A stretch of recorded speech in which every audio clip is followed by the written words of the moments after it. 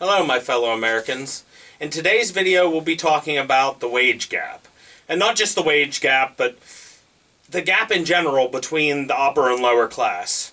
The middle class is shrinking at an alarming rate, and a lot of that has to do with how we treat the upper and lower class. The upper class is essentially treated as elites that can't be questioned, and we can't tax them, and even when we try, they have so many loopholes to get out of it, and they can just say, oh, I needed to press up my hair because it's part of my job. I'll write that off in my taxes. But if you did that as someone of the lower class, even if you do have to groom and look your best for your job, they probably wouldn't let it fly on your tax return. Now, that's sort of speculation on my part, admittedly, but the fact of the matter is, look at what's currently going on right now. President Biden, wants to give the IRS $80 million to go after the wealthy for hundreds of millions of dollars in back and unpaid taxes. That says something.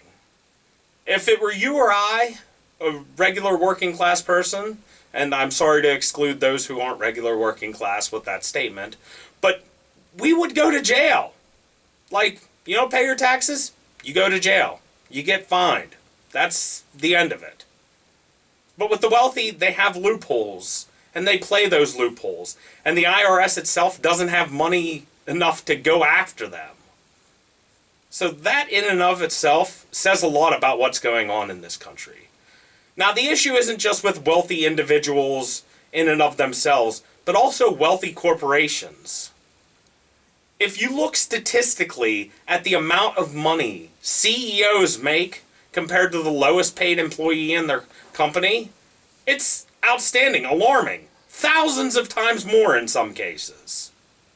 Who deserves to make thousands more than their lowest paid employee?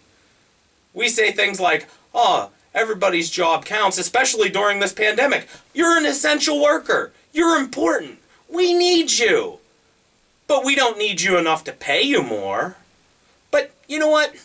We're going to get a government bailout because the company's struggling. And hey, the company's struggling because it's ran really poorly by CEOs and executives. But let's give them all bonuses.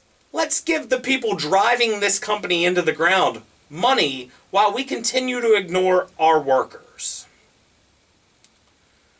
Other things along the same lines of how much CEOs make is how much companies pay in taxes.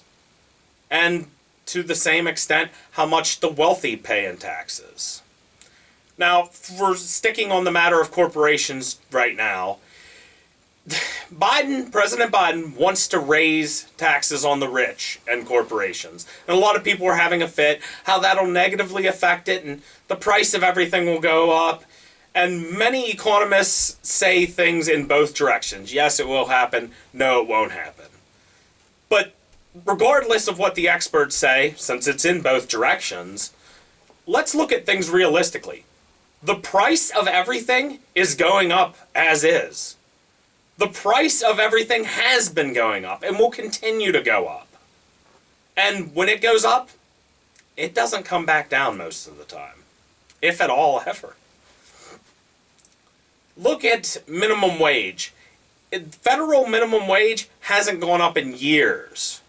But going back to the CEO pay, the percentage on average of CEO pays has drastically increased. The tax on the wealthy and corporations has gone down. And here we are in a country that is struggling in debt. And we go, where can we get money? What can we do? Maybe tax the people who have the money. Now, is it unfair to tax somebody a higher percentage? If you look at it that way, as a pure percentage, yes, it appears unfair. But it doesn't take a rocket scientist to realize that $1 million to somebody who makes hundreds of millions of dollars in a year is nothing compared to somebody who you take $1,000 from who makes $20,000 in a year. Now, those numbers aren't exact by any means, but the point remains. When you take a percentage from somebody who doesn't have a lot, that hurts them, and that causes them to struggle a lot more than when you take that same percentage, or a higher percentage even, from somebody who has the extra money to throw around. Give me $100 million and see if I complain when you're like, hey, we know you made $100 million, but we want 90 million of that. Okay, $10 million. Do you know what I could do? Do you know what anybody could do with $10 million? You're telling me that the rich and that corporations cannot afford to pay more. That suddenly they're hurting so badly that they need to trickle down that pay. Oh no, I'm getting taxed higher. Better charge more for my products. Yeah, they'll absolutely try and charge more for their products. But really, do they need to? The amount of money some companies make, the amount of money some individuals make, do they need to force that off on their customers? The customers, the same people who are already getting taxed to death and worked to death for them. There's a lot wrong in this country, and a majority of it comes from the fact that we don't want to address it. We want to dodge the issues. We want to say, oh, we can't do that because this. That's happening already. Prices are going up. Pay is not. People are being worked harder. Look at some statistics, some facts. The amount of productivity that has been put in and pay hasn't gone up. The amount of inflation that has occurred and average pay hasn't gone up. We need to address these issues. We need to address not only the people being paid the least, but also the people being paid the most. And the companies that take money and just abuse it. The same companies that I mentioned earlier that give bonuses to CEOs and executives when the company is going under and they get a government bailout. If you're getting a bailout for your company, that money should go to sustaining the company, not paying the people who are driving it under. That money should go to making sure your workers are paid so that they can continue production, so that the company can then maybe turn things around. And when that company gets back on their feet, they absolutely should have to pay that money back. This is where this country is hemorrhaging money. We throw money away on corporations and the rich, and nobody seems to question it. We can't continue like this. We are slowly sinking this country, and all of this that I have addressed, all of this is part of that. It needs addressed, and I will be the president to do that.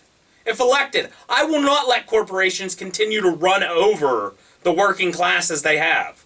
I will not let them get away with dodging taxes through infinite loopholes. It won't happen. I won't allow it. I will do everything in my power to prevent that. If it takes an executive order, I'll do it. And if Congress rejects that executive order saying I don't have the power, so be it. If I don't have the power, they should reject it. But that should tell you who's on your side. If I throw an executive order at it and Congress says, no, and then they don't follow up and do something about it. That should tell you who is on the side of the working class. And now I'm not trying to make somebody the enemy and make myself the great hero in this scenario. I'm trying to point out the facts. It needs addressed. And we need people in office, not just the presidency, but in general, that are willing to address things. That are willing to make this country better for not just themselves, but for everybody. And that starts at the top. The rich need to pay their fair share. If the poor are paying 10%, if the rich pay less than 10%, that is an atrocity. That should be a crime. That somebody making infinite amounts more than somebody else is paying less. And if they're paying the same amount, that's a good start. If they're paying more, does it seem unfair on the percentage? Yes, as I said before, it does. But also, as I said before, $1 million to a billionaire is not the same as $100 to somebody who has 1,000 to their name.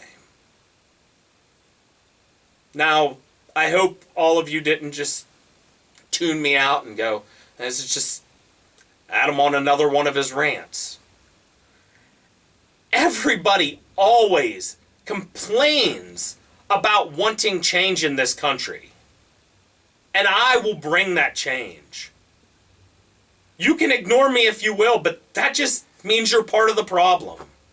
If you're not willing to see that there is somebody right here in front of you who wants to bring about the changes you so desperately desire, then you're part of the problem. I want change.